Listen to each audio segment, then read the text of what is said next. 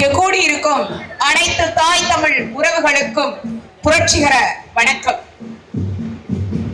தேவேந்திர குல வேளாளர் எங்களை பட்டியலில் இருந்து வெளியேற்றுங்கள் அப்படின்னு ஒரு மாபெரும் ஒரு மிகப்பெரிய பொதுக்கூட்டத்தை நாம இங்க கூடியிருக்கோம். அதற்கு முன்னாடி தேவேந்திர குல வேளாளர்னா யாரு அப்படின்றத பெரும்பாலான மக்கள் அந்த குலத்தை சேர்ந்தவர்களுக்கு தெரியும். சமூகத்தில் இருக்கக்கூடிய பெரும்பாலான படிக்காத பாமர மக்களும் சில படித்த நபர்களுக்கு அந்த விஷயம் தெரியறதில்ல. பொதுவா அவர்களை தங்கை எழிலரசி சொன்ன மாதிரி ஒரு குறிப்பிட்ட 2 எழுத்துக்குள்ள இவங்கதான் அப்படின்னு வரையறுக்க கூடாது. முதல்ல மல்லர் அப்படின்றவங்க தான் இந்த தேவேந்திர குல வேளாளர். மல்லர்னா யாரு அப்படின்னா ஆண்டு ஆண்டாக இந்த பரம்பரையை ஆண்டவர்கள். எப்ப 1765ஆம் ஆண்டு வரை வரலாற்று குறிப்பு இருக்கு. 1765ஆம் ஆண்டு வரை தமிழகத்தையும் இந்தியாவையும் கடல் கடந்து தன் வாளின் வலிமையால் இந்த மல்லர் மக்கள் தன் வாளின் வலிமையால் தந்திரமான போர் ஆற்றலால் கடல் கடந்து மலேசியா, சிங்கப்பூர், இலங்கை, பர்மா என பல நாடுகளை ஆண்ட பரம்பரையிலிருந்து வந்த ஒரு மன்னர் பரம்பரையினர் இந்த மல்லர் எனப்படும் தேவேந்திர குல வேளாளர்கள். இந்த வரலாற்றையே மறந்த மக்கள் தான் இப்ப சமீபமா ஆட்சியில இருந்துகிட்டு இருக்காங்க. அது மட்டுமல்ல, சங்க இலக்கியத்துல அனைத்து நூல்களுமே இந்த தேவேந்திர குல வேளாளர்கள் என மல்லரை பற்றி குறிப்பிட்டிருக்கு. அருந்திரல் வீரருக்கும் முதல்ல என்ன சொல்றாங்க, இந்த மல்லர் மக்கள் வேளாணுக்கு முன்னாடி அருந்திரல் வீரர்கள் அப்படின்னு சொல்லியிருக்காங்க. அதுக்கப்புறமா பெருந்திரல் உழவர்க்கும் பாரம்பரியமா இந்த மண்ணுல இன்னைக்கு வரைக்கும் உழவு அப்படின்றது தலை தோங்கி நிற்குது. அப்படின்னா உழவுன்றதுதான் இந்த உலகத்திலே முன் அப்படின்னு திருவள்ளுவர் சொல்லியிருக்காரு.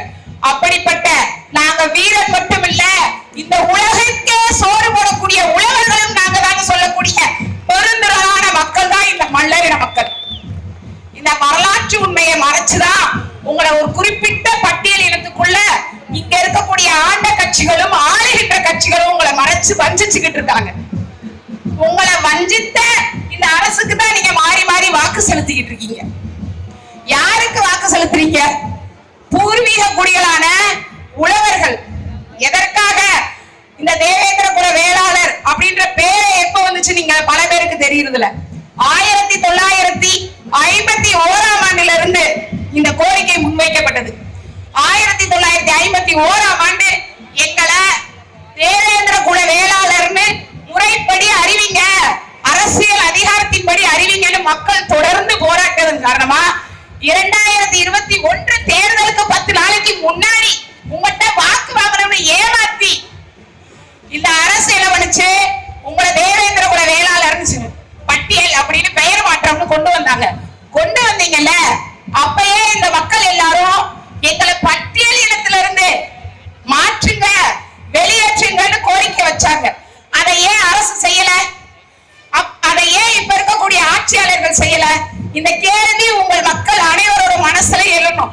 நீங்க உங்களுக்காக போராடல, நாம் தமிழர் கட்சி உங்களுக்காகவும் உங்களின் வருங்கால சந்ததியினருக்காகவும் தான் இப்படி ஒரு மாபெரும் பொதுக்கூட்டத்தை முன்னெடுப்பு வச்சிருக்கு. ஏன்னா இன்னைக்கு நம்ம அவமானப்பட்டிருக்கோம். ஒரு உரிமைக்காக தொடர்ந்து குரல் கொடுக்கிறோம். 1951ல கேட்ட ஒரு இதுவே 2021ல கொடுத்திருக்கு. இதே நம்ம தொடர்ந்து இன்னும் 50 வருஷத்துக்கு இந்த பட்டியல் இடத்துல இருந்து எங்களை வெளியேற்றுங்க வெளியேற்றுங்க வெளியேற்றுங்கன்னு குரல் கொடுத்தா ஒண்ணும் சரியாகாது. அதிகாரம் மிக வலிமையானது. அந்த அதிகாரத்தை அண்ணன் சீமான் அவர்களுக்கு கொடுத்தீங்கன்னா அண்ணன் ஆட்சிக்கு வந்த அடுத்த நாளே முதல் கையெழுத்து இந்த மண்ணை ஆண்ட பூர்வீக குடிமக்களான மல்லர்களான வீரர்களான உழவு செலவு செய்யும் உன்னத குடிமக்களாகிய உங்களை பட்டியலிடத்துல இருந்து வெளியேற்றுவாங்க. அதுக்காக தான் இந்த கூட்டம். நாங்க யாருக்கும் கீழானவர்கள் அல்ல அப்படின்றத மீண்டும் மீண்டும் உயர்த்தி சொல்றதா இந்த தேவேந்திர குல வேளாளர்கள். நான் எவனுக்கு கீழே இல்லைங்க. நான் இந்த மக்களை ஆண்ட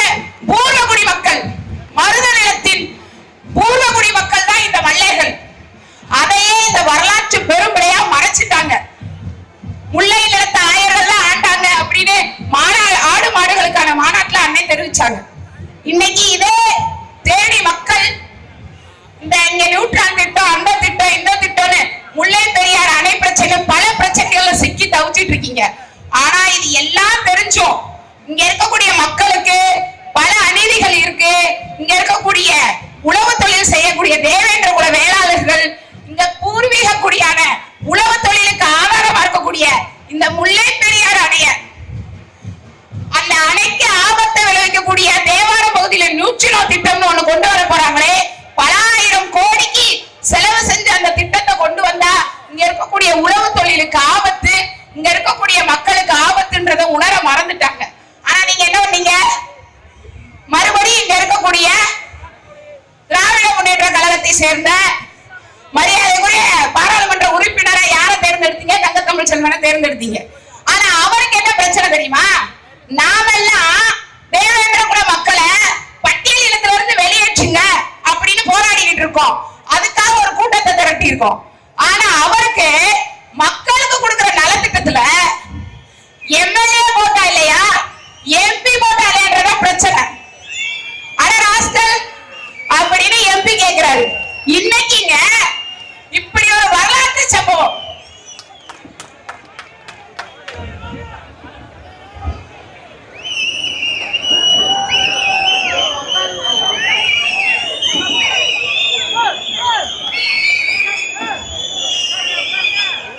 அப்ப மக்கள் எப்படி போனாலும் பரவாயில்ல, நீ என்ன கோரிக்கை வச்சாலும் எனக்கு பிரச்சனை இல்ல, நீ 10,000 கோடி மக்கள் கிட்ட வந்து கூட்டமா கூட்டினாலும் எனக்கு பிரச்சனை இல்ல.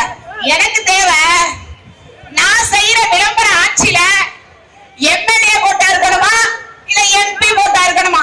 அதுதான் இன்னைக்கு நீங்க வாக்களித்து தேர்ந்தெடுக்கப்பட்ட நாடாளுமன்ற உறுப்பினருக்கும் சட்டமன்ற உறுப்பினருக்கும் நடக்கிற மிகப்பெரிய விவாதம். கடைசி வரைக்கும் ஒருவேளை உங்களை பத்தி சிந்திக்க மாட்டாங்க. இந்த மண்ணுக்காகவும் மக்களுக்காகவும் உங்களை நேசிக்கிற ஒரு தலைவன் வேணும்னா அது அண்ணன் சீமான் மட்டும்தான். எப்படி இந்த மக்களையும் மண்ணையும் நேசிச்சு அவர் பல அரசியல் பல்லுயிர் அரசியலை செய்யறாரோ அதே மாதிரிதான் இப்படி ஒரு வரலாற்று பெரும்பிழையை இந்த ஆண்ட கட்சிகள் செய்தத, இந்த பெரும் பிழையை திருத்துவதற்கான ஒரு சரியான சரித்திரம் அப்படின்றதுதான் எங்க அண்ணன் சீமான். நிஜமாவே அண்ணன் ஆட்சிக்கு வந்தோடனே இதை நம்ம இன்னைக்கு கோரிக்கையா வைக்கிறோம். நாளைக்கு அதிகாரத்தின் வலிமையால் இதை நம்ம ஆட்சியில இருந்து இந்த கோரிக்கையை நிறைவேற்றுவோம் என்று சொல்லி இங்கு கூடியிருக்கும் அனைத்துவர்களுக்கும் நன்றி கூறி விடைபெறுகிறேன். நாம் தமிழர்.